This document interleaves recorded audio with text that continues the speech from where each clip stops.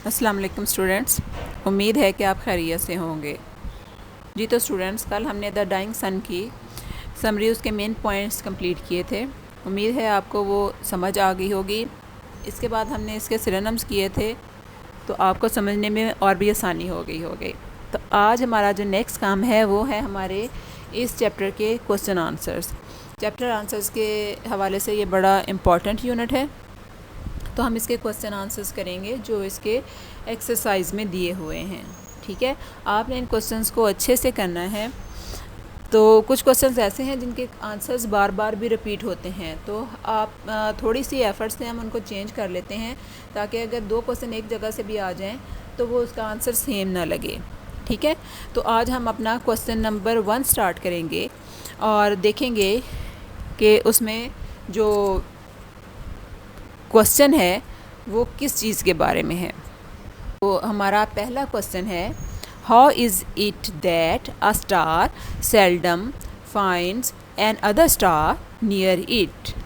कहते हैं कि ये कैसे मुमकिन है कि एक सितारा कभी कभार किसी दूसरे सितारे को अपने करीब पाता है। ठीक है, द यूनिवर्स इज़ वास्ट, कि ये जो कायनात है ये बड़ी वसी है, ये बड़ी वसी और अरीज़ है। Innumerable stars wonder about in space, बहुत सारे सितारे हैं जो कि खला में गर्दिश करते रहते हैं। दे ट्रैवल इन कंप्लीट लोनलीनेस, वो बिल्कुल अकेले सफ़र करते हैं। ठीक है, बिल्कुल तन्हा होते हैं। The distance between them are very great, उनके दरमियान जो फासला है वो बहुत ज़्यादा होता है। Therefore there is no chance for a star to come near to the other, तो इस सिलसिले में क्या है कि किसी भी एक सितारे का दूसरे के करीब आने का कोई चांस नहीं होता, कोई इम्कान नहीं होता। जैसे कि हम जब इसकी समरी पढ़ रहे थे, इसके मेन पॉइंट्स पढ़ रहे थे, तो तब भी हमने कहा था, वो कहता है कि सितारे एक दूसरे से हज़ारों मील दूर हैं, एक सितारा दूसरे से हज़ारों मील दूर है। तो वो कहता है कि इस चीज़ का चांस ही नहीं है कि वो गर्दिश करते हुए आ जाएं एक दूसरे के करीब। अगर कभी ऐसा हो गया, कि कभी कभार ऐसा हो सकता है, अगर कभी ऐसा हो गया तो बहुत ज़्यादा तबाही मचेगी, लेकिन उसको ख़ुद भी यही उम्मीद है कि ऐसा कभी नहीं हो सकता कि एक सितारा जो है कि वो दूसरे के करीब आ जाए। ठीक है, वो कह रहे थे कि जो है एक सितारा दूसरे सितारे से इतना दूर है कि उस तक पहुंचने के लिए हज़ारों मील का फासला तय करना पड़ेगा, तो ये मुमकिन नहीं है कि वो एक दूसरे के करीब आएँ।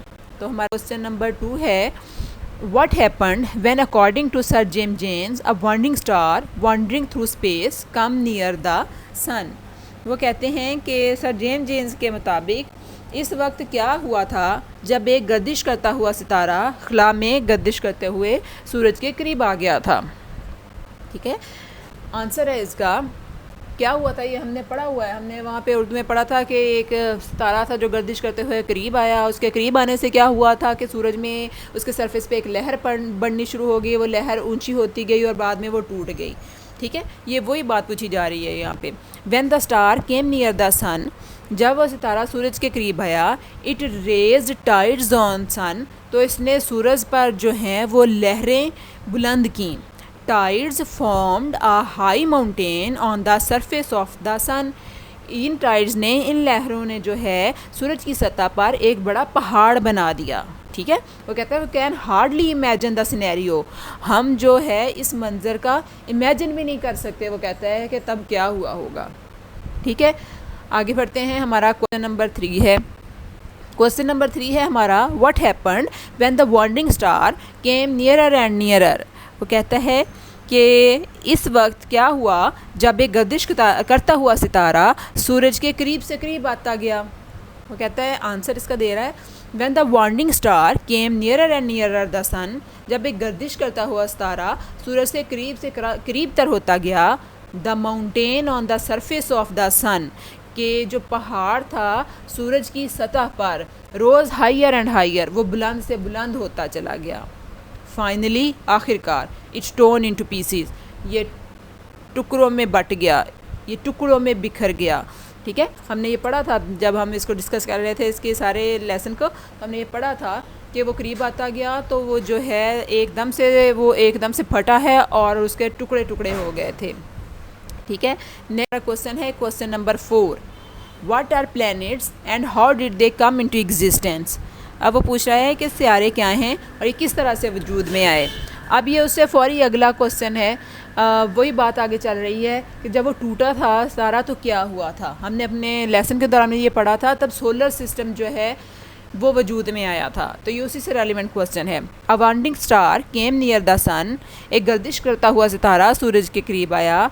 It raised a big wave of gases on the surface of the sun, इसने सूरज की सतह पर बहुत ज़्यादा बड़ी बड़ी गैसें पैदा की। द नियरर स्टार के, जो करीबी सितारा था वो इसके पास आया। द हाइयर द वेव रोज, जितना वो इसके करीब आया तो वो लहर और ऊंची होती गई।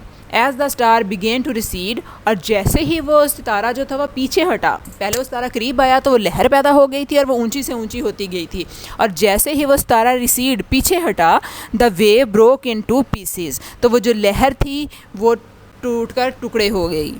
These pieces fell off the sun, ये टुकड़े जो थे ये सूरज से दूर जाकर गिरे। They began to move round the sun, और ये सूरज के गिर्द गर्दिश करने लगे।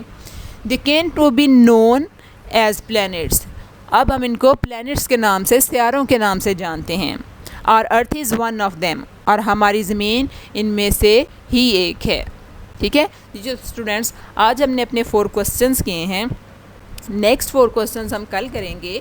तो आपके लिए होम टास्क ये है बेटे कि आपने इनको अच्छे से याद करना है और अपनी नोटबुक में लिखना भी है, ताकि याद करने के बाद जब आप लिखें तो आपको भी श्योर हो जाए कि आपका आज का काम मुकम्मल हो चुका है।